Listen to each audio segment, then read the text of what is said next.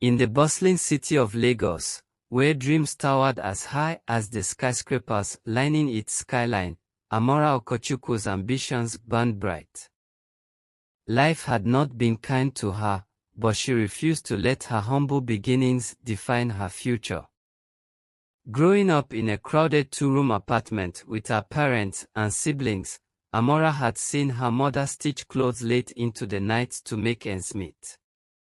Watching her mother's hands work tirelessly had planted a seed in Amara's heart, a vision of designing clothes that would one day be worn by the world's most influential people.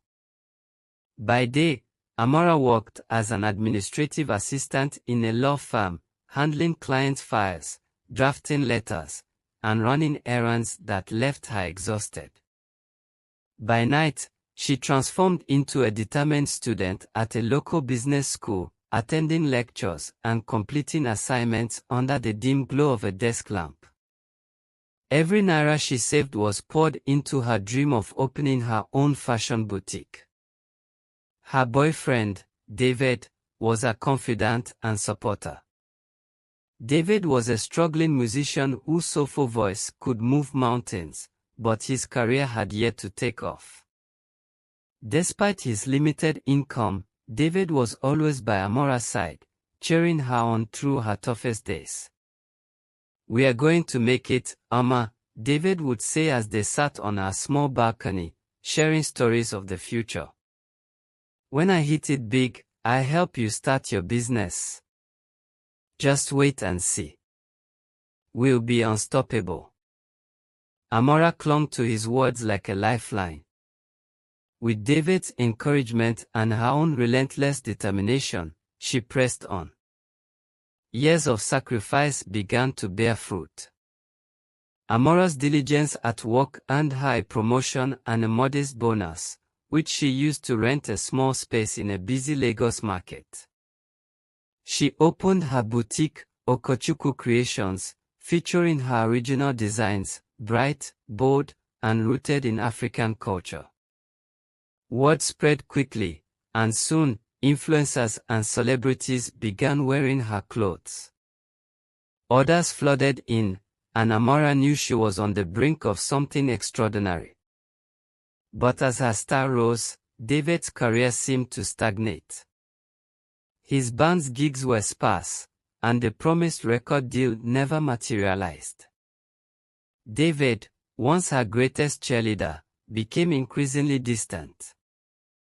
He skipped her fashion shows and avoided discussions about her growing success, often using band practice or recording sessions as an excuse. One evening, Amara decided to surprise David at his rehearsal with a homemade dinner. Excited to rekindle their bond, she walked into the studio only to find David in the arms of another woman, a wealthy music producer whispering promises of fame into his ear. "Amara, wait," David stammered, his face pale with guilt. "This isn't what it looks like." But the betrayal was undeniable. Amara's heart shattered. Without a word, she turned and walked away, leaving David to his choices. In the weeks that followed, Amara's pain threatened to consume her. She struggled to focus on her designs, the joy she once found in her work replaced by heartbreak. Her best friend, Ifeoma, refused to let her drown in despair.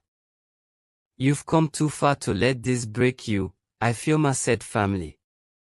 "David is just one chapter. Your story isn't over." At Ifeoma's insistence, Amara attended a networking event for entrepreneurs. There, she met Chijioke Nokolo, a venture capitalist with a reputation for spotting talent. Chijioke was captivated by Amara's story and impressed by her drive. "Your designs are remarkable," he said, flipping through her portfolio. "What inspired them?" "My life," Amara replied softly. "Every stitch tells a story of struggle, resilience, and hope." Chijioke offered to mentor her, guiding her through the complexities of business expansion.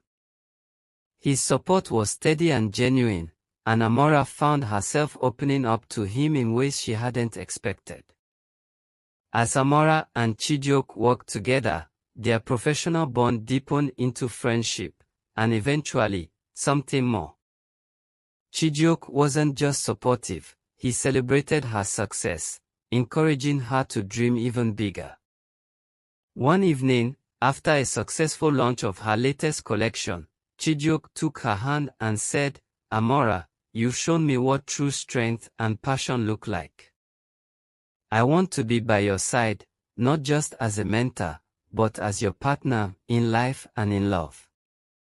Amara hesitated. She had learned to be cautious with her heart, but Chijioke's kindness and consistency melted her defenses.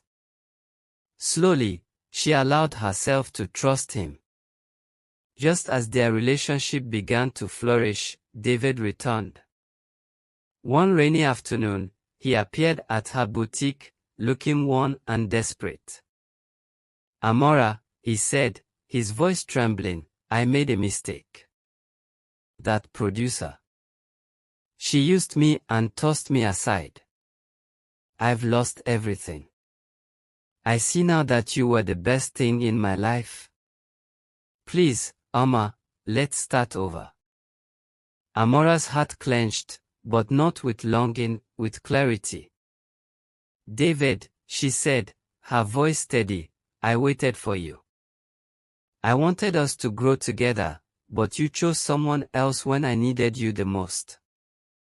I've moved on, and I suggest you do the same." "Is it because of him?"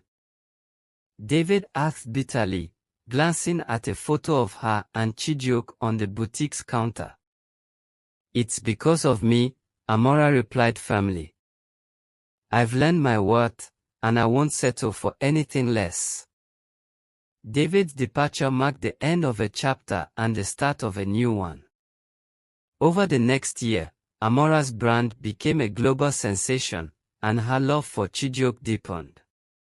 Together, they built a legacy, proving that even in the face of heartbreak and betrayal, resilience and love could transform pain into triumph. As they stood on the balcony of their new home, overlooking the Lagos skyline, Chijioke took her hand and said, "You've shown me the beauty of rising above. Thank you for letting me be part of your journey. And you've shown me what true partnership looks like," Amara replied, leaning into him. Her heart, once broken, now soared higher than the tallest skyscrapers, a testament to the strength it took to rise through the ashes.